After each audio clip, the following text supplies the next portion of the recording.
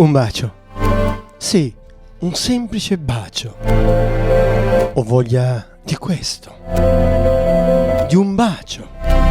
Ma di un tuo bacio. Non voglio che sia nell'aria o nel vento. Lo voglio vero. Un vero bacio.